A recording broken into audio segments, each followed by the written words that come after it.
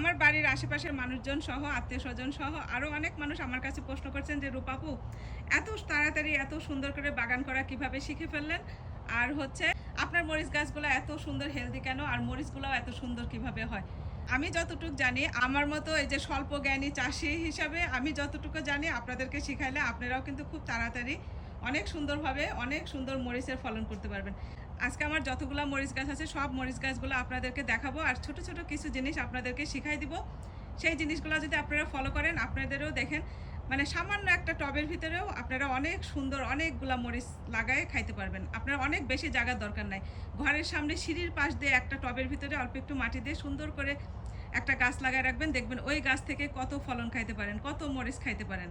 তো চলেন আপনাদেরকে বলি আমি কি করছিলাম। এই ভিডিওটা আমার আগের করা ছিল। তো যাই হোক, যখন এই গাছটা এই যে ছোট ছিল তখন আমি এই যে একবার প্রথমে একটা যখন ডাল বেরোয়েছিল তখন কাটছি, কাটার পরে আরও 4-5টা যখন মাথা বেরোয়েছে সেই মাথাগুলাও আমি এই যে এইভাবে কেটে দিছি। যত বেশি আপনি আগাগুলা কেটে দিবেন ফুল না আসা পর্যন্ত, তত বেশি দেখবেন যে আপনার গাছটা হেলদি হইতেছে। আর অনেক বড় টবের দরকার নাই, ছোট ছোট টবের ভিতরেই কিন্তু এই মরিচ গাছগুলাও অনেক ভালো হয়। আরেকটা কথা মনে রাখবেন, প্রচুর পরিমাণে যেন রোদ পায় গাছটা। অত বেশি পানি দেওয়ার দরকার নাই, একবেলা একটু পানি দিলেই হয়ে যায়, মাটিটা যেন অনেক বেশি ড্রাই না হয়ে যায় সেই দিকে একটু খেয়াল রাখলেই হয়ে যায়। এই যে দেখেন মাশাআল্লাহ, সেই মরিচ গাছটা এখন কত বড় হয়েছে, কত ঘন হয়েছে। গাছটা কিন্তু অনেক বেশি লম্বা হয় নাই, বাট ছোটখাটো গাছটার ভিতরে দেখেন কত মরিচ হয়েছে। আপনারা যদি একটু খেয়াল করেন তাহলে দেখবেন প্রত্যেকটা টবের ভিতরে কিন্তু 2-3 রকমের মরিচ গাছ লাগানো আছে। আমি কিন্তু একটা টবের ভিতরে একটা মরিচ গাছই দেই না। এই মরিচগুলা হচ্ছে যে নিচের দিকে, আর এই মরিচগুলা দেখেন এই গাছের মরিচগুলা এই যে আকাশের দিকে তাকায় রয়েছে। মাশাআল্লাহ, দেখেন এক একটা মরিচের সাইজ কত সুন্দর। এই যে দেখেন এত সুন্দর হৃষ্টপুষ্ট মরিচগুলা। আর এই মরিচগুলা দেখেন, এই মরিচগুলা আবার এই যে ছোট ছোট ধানে মরিচ, এই মরিচ গাছটাও দেখেন কত ঘন। এই গাছের মরিচগুলা আবার এই যে এরকম লম্বা লম্বা।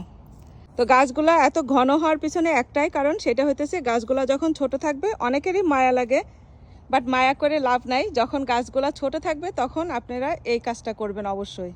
এই যে নতুন ফুল আসছে, এইটাও হচ্ছে যে ওই যে আকাশের দিকে উঠে থাকে সেই মরিচগুলাই হবে আমি শিওর। আর ওই যে দেখেন এইটা ফুল আসছে, যে এখানেও কিন্তু 3টা মরিচ গাছ। তো এই মরিচ গাছের ডালগুলাও কিন্তু আমি ছোটবেলায় কেটে কেটে দিছিলাম। এটা হচ্ছে যে বাংলাদেশি স্টাইলের মরিচ গাছ, বাংলাদেশি যে মরিচগুলা থাকে না পাওয়া যায়, আমরা সবসময় খাইতাম সেই মরিচগুলা। আর এই মরিচগুলা দেখতে ছোট হলে কি হবে, এত ঝাল মানে বলার মতো না। বোম্বাই মরিচের মতো এত সুন্দর একটা ঘ্রাণ এই মরিচটার ভিতরে, কোনো ভাবসা ভাবসা কোনো গন্ধ নাই এই কাঁচা মরিচটার ভিতরে, এত সুন্দর স্মেল করে। শুধু সালাদের ভিতরে দিয়ে খাইলেও মজা লাগে, তারপরে হচ্ছে আপনার তরকারির ভিতরে দিলে তো মজা লাগেই, আর ভর্তা টর্তার ভিতরে তো দিলে তো প্রশ্নই নাই। আমি কিন্তু অনেক বেশি কষ্ট করি না আমার বাগানে। তো যাই হোক, তো রূপাপুর ভিডিওগুলো ভালো লাগলে শেয়ার করে দিবেন। আমার সব ভালো লাগাগুলো আমি আপনাদের সাথে শেয়ার করতে পছন্দ করি, এই জন্যই শেয়ার করি। ভালো লাগলে অবশ্যই কমেন্ট করে জানাবেন। সবাই ভালো থাকবেন, সুস্থ থাকবেন। আজকে এই পর্যন্তই, আল্লাহ হাফেজ।